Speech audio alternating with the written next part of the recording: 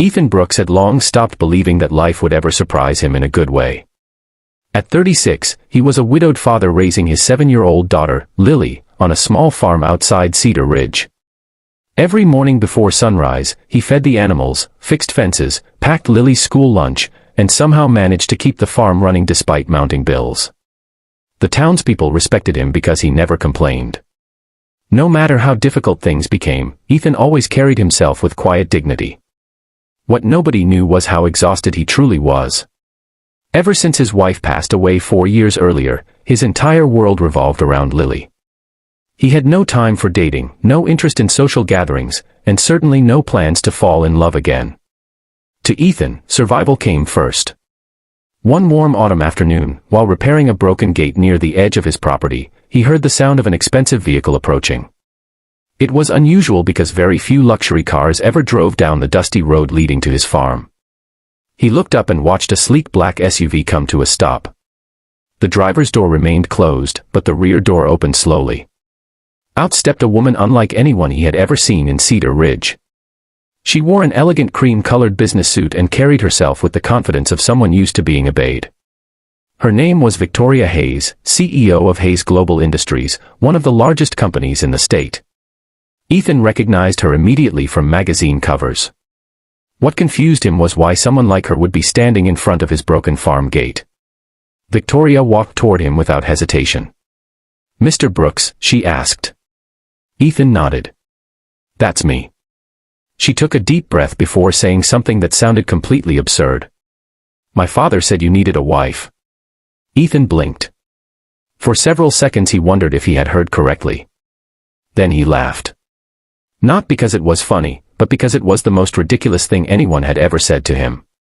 Victoria looked slightly embarrassed. "I know how it sounds." "No," Ethan replied, still smiling. "I don't think you do." Victoria explained that her father, Richard Hayes, had grown up in Cedar Ridge decades earlier. During a recent visit, he had learned about Ethan's struggles and admired the way he was raising Lily alone. Richard often believed successful people should help others directly rather than through charities. His unusual solution was convincing Victoria to visit Ethan. The problem was that Victoria had no intention of getting married. She was focused entirely on her billion-dollar company. Richard, however, had made a deal. If she wanted full control of a major expansion project, she had to at least meet Ethan. Ethan listened patiently before shaking his head. "Your father thinks I need a wife?" Victoria nodded awkwardly. Ethan set down the wooden boards in his hands and looked toward the farmhouse where Lily's bicycle rested near the porch. Then he gave an answer Victoria never expected. "I don't need a wife." She frowned slightly. Ethan continued. "What I need is more time with my daughter. What I need is lower feed costs. What I need is a tractor that doesn't break every month. A wife isn't some missing tool in my barn." Victoria stood speechless. Nobody had ever spoken to her that way. Most people were intimidated by her wealth and status. Ethan wasn't. For the first time in years, someone saw beyond the CEO title. He simply saw a stranger making an unreasonable suggestion. Victoria should have been offended. Instead, she found herself intrigued. Over the next few weeks, she returned several times. At first she claimed she was only checking on an investment opportunity involving local farmland. But the truth was simpler. She enjoyed talking to Ethan. Unlike corporate executives who constantly agreed with everything she said, Ethan challenged her opinions. He made her laugh. He treated her like a normal person. Slowly, she began spending time with Lily as well. The little girl's kindness melted the walls Victoria had spent years building around herself. One afternoon Lily asked why Victoria never smiled in photographs. The innocent question stayed with her for days. As months passed, Victoria discovered something shocking. Despite having everything money could buy, she had never been truly happy. Ethan, on the other hand, possessed very little yet somehow found joy in simple moments. Watching a sunset. Helping a neighbor. Reading bedtime stories. The more time Victoria spent on the farm, the more she questioned the life she had built. Then disaster struck. A powerful storm destroyed part of Ethan's barn and wiped out much of his harvest.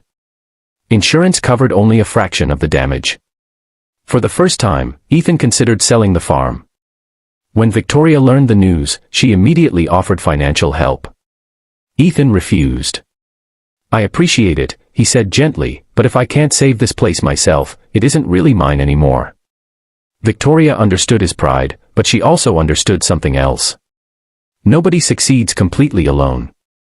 Instead of writing a check, she used her business connections to bring new opportunities to Cedar Ridge. Local farmers gained access to better markets, transportation improved, and new jobs were created. Ethan still worked hard for every dollar, but now the community had a chance to thrive. Months later, at a town celebration marking the success of the project, Richard Hayes quietly approached Ethan. "You know," he said with a grin, "I was right." Ethan laughed. "About what?" Richard nodded toward Victoria, who was laughing with Lily near the stage. "You needed each other." Ethan looked at Victoria. She looked back. Neither spoke for a moment. Then Ethan smiled. "Maybe you were." A year after their first meeting, Ethan stood beneath strings of lights hanging across the town square. Friends and neighbors gathered around as Victoria walked toward him wearing a simple white dress. There were no billion-dollar contracts, no corporate headlines, and no grand publicity campaign. Just two people who had discovered that love often appears when you stop looking for it. When the ceremony ended, Lily hugged both of them so tightly that everyone laughed. For the first time in many years, Ethan felt complete, not because he had found someone to solve his problems, but because he had found someone willing to share life's journey beside him. And Victoria finally understood that success meant far more than money or power. It meant having people who genuinely cared about you. As their family stood together beneath the evening sky, they realized that sometimes the most unexpected conversations can change everything. And if you enjoyed this heartwarming story of family, resilience, and second chances, don't forget to subscribe to the channel, like the video, and turn on notifications for more inspiring stories that remind us that hope can appear when we least expect it. The end.